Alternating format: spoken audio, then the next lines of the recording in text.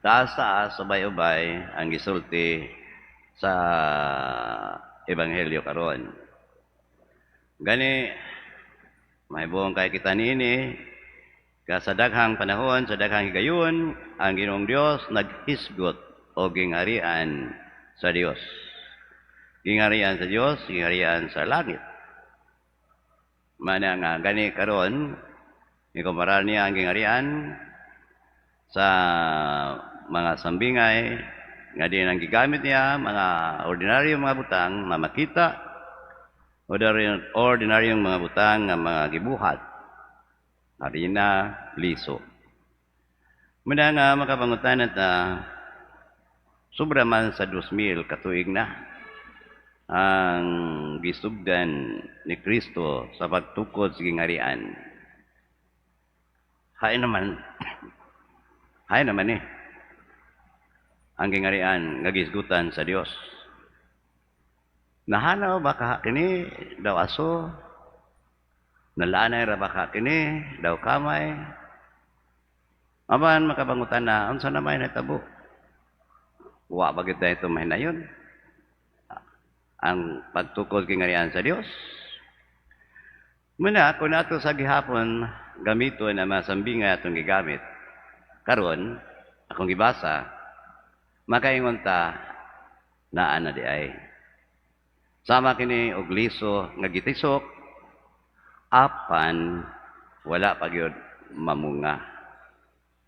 Wala pa mamunga kay tinuod kung na makita nato sa atong palibot. Away dito, away diri, gubat dito, gubat diri. Patay ninha bisan pa pag-abuso sa mga kalikupan, pagwagtang sa mga Pinoyanan, sa mga isda, Pinoyanan sa mga langgam. Naingon na tinuod, kaingon tawa pag yun ay ang gingharian sa Dios.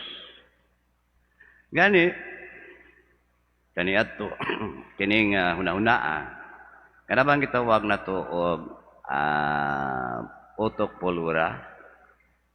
Kung gusto kita nga mawaan ning mga kagubot, mawaan ning mga daotang mga tao, sama gini niya tumunang panahon.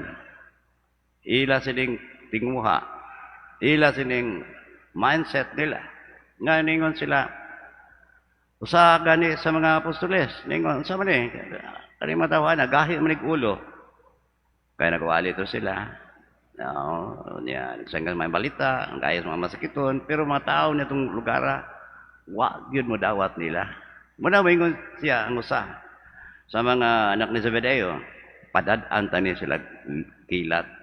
No, kalayo yun, ngalikan sa langit aron mga matay sila. Sige buhat ni Jesus. Gibadlong. Gibadlong. Gusto sila kausaban nga kinapat yun, kuhaon din na sila. Mao sa nini ang ebanghelyo karon ang sulugoon ni anang usa ka tagiya sa umahan ni sa ibton tadayon ni. Nga gipugngan pod diha sa sambingay ayaw lang. So kay lagi gusto ang ilang kausaban nga magagkan sa gawas, gikan sa gawas, patyon good. No. Muna gikan sa gawas, ibton gayud. Nindot kayo, no? Makapamalandong sa tayo ini ang pagpugong nining tawhana nga ayaw lang usa. Kay tinuod ang atong mindset na to, ang atong mga attitude, ang atong mga naandan, ganahan katag mga gubat. Dili ba lang gubat between between nga gitawag na to countries, no? Between the countries. Natay gubat daghan kayo. May nagubat batok sa baha. Gubat batok sa krimen. War on poverty. Gubat sa drugs, drug war. War on drugs. O niya, tinuod yun.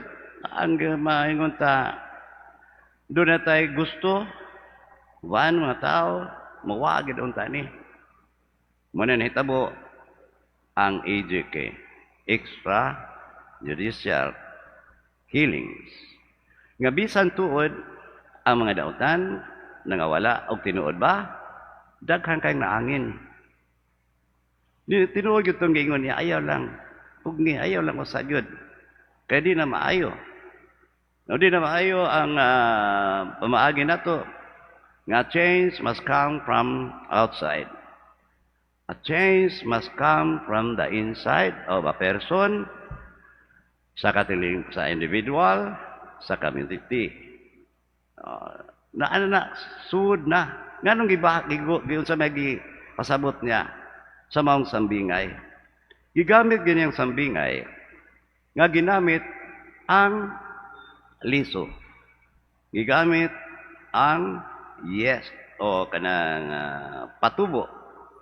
Kaya nakakita siya, nagigamit kinistong Ginoo, kaya nakakita siya what is the probabilities, the possibility, unsa ang naa sa sud niya ng liso, unsa ang sud sa naa ng mga yes, nga diha ang dunay kasaban. Diha sa itong kasaban di ay, sa sud. Tinuod sa kini, sa atong gubat, gubat bisag unsa, not from outside di ay ang solusyon. Gikan sa tagsa-tagsa kanato. It is from the inside.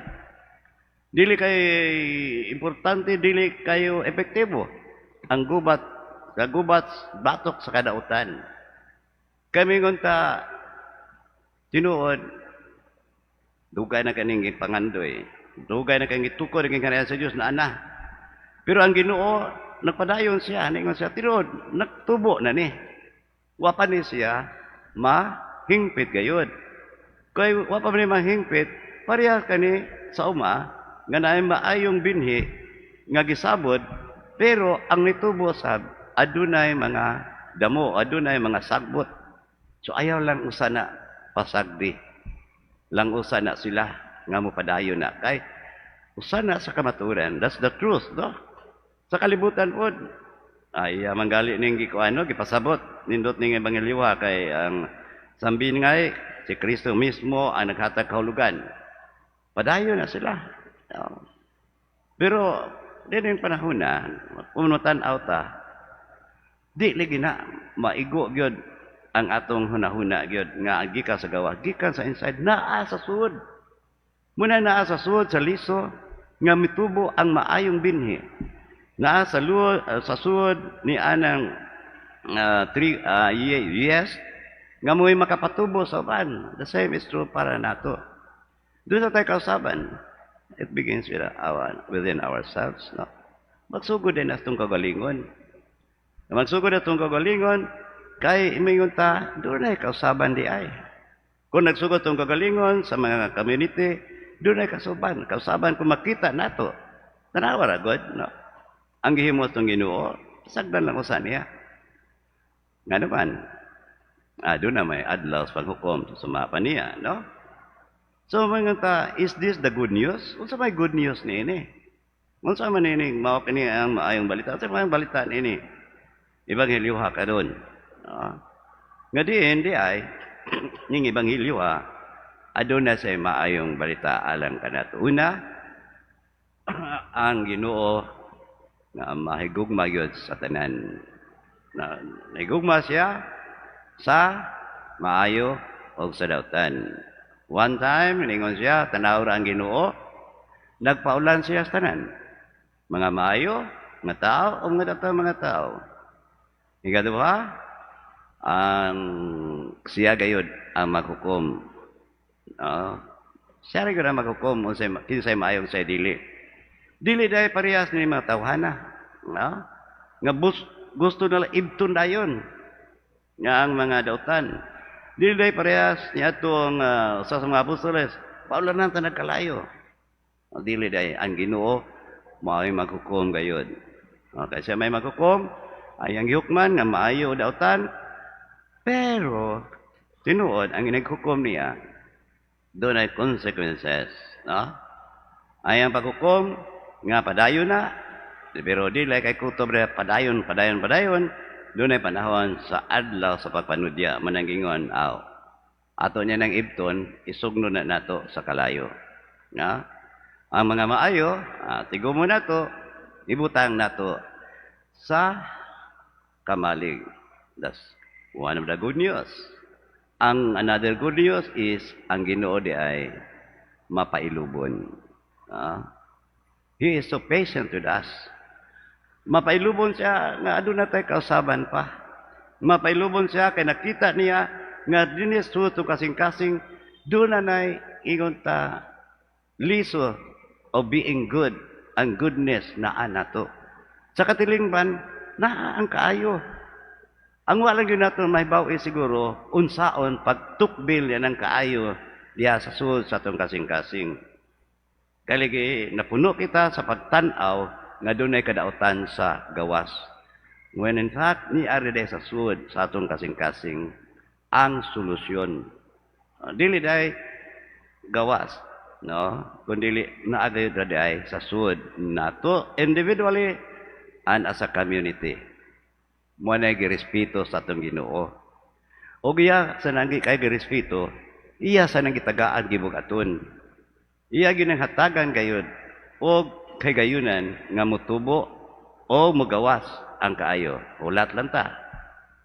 O di kay magulat lang ta, kundi sayang panabang nga makatukbil ta sa atong tagsa-tagsa kakaayo sa atong kasing-kasing. That's the good news. Kanindot ay itisok sa atong kagalingon ang liso sa kaayo. Ang liso sa goodness sa tagsa-tagsa kanato ato kining patubuon. Og diha tingali not in our time siguro nga makita kita nga ang gingaran sa Dios hingpit na nga natukod yun dinhi sa langit. But at least we were doing our parts, no? Nagbuhat ta sa angay natong gibuhaton. Doon na tayo gikatampo sa pagtukod sa gingharian sa langit. That's the good news. Manindog sa taron, onya atong ipadayag ang